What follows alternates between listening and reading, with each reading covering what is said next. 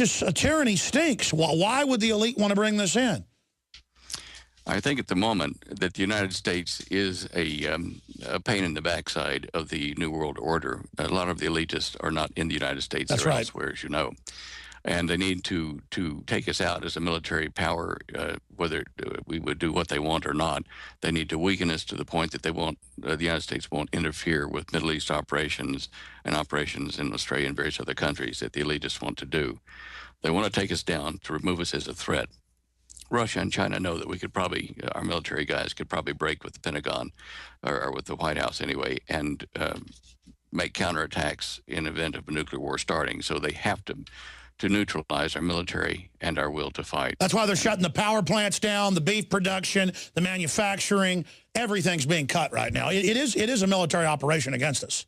Yes, absolutely. And when they hit the internet and our phones and credit cards, hence things like that, with various worms and Trojans. It's the mega banks working with all these other crime syndicates. You can really see it. They want this country totally gutted.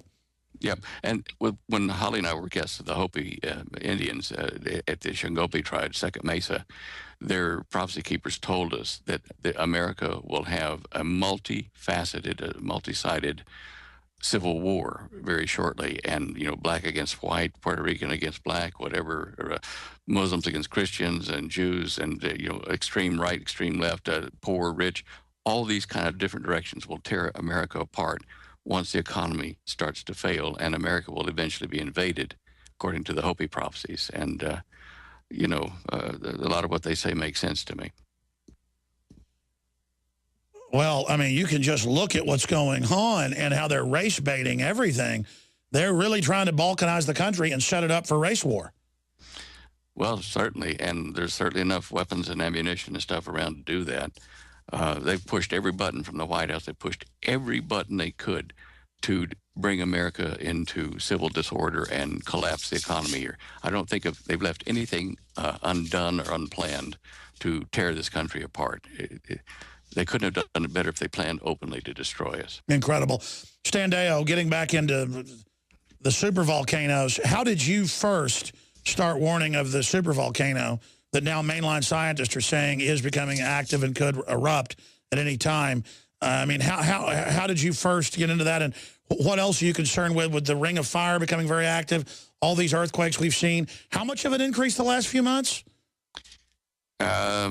Well, when you say the last few months, are you talking about actual earthquakes or damage from earthquakes? Well, just all of it. I was looking at the graphs. They're all off the chart from the USGS. Okay. Well, that graph is showing, of course, deadly and destructive earthquakes, how many people got killed or whatever, and the damage from them. When you look at the actual earthquake plots, they are not quite as dramatic, but they do increase over the year 2000 to now. That looks like a tenfold increase in death and destruction from what I see in the last 100 years.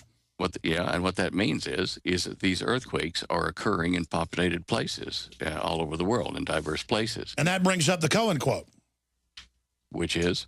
Which is about the Secretary of Defense saying that there's people that have earthquake weapons. Well, yeah, I mean, we've known that for a while. I mean, Russia and the United States signed their first weather war treaty, or geologic treaty in 1977. So since 1977, it has kind of been a matter of public record that this kind of nonsense has been going on. Bunker buster bombs at the right place, nuclear detonations at the right place can cause earthquakes.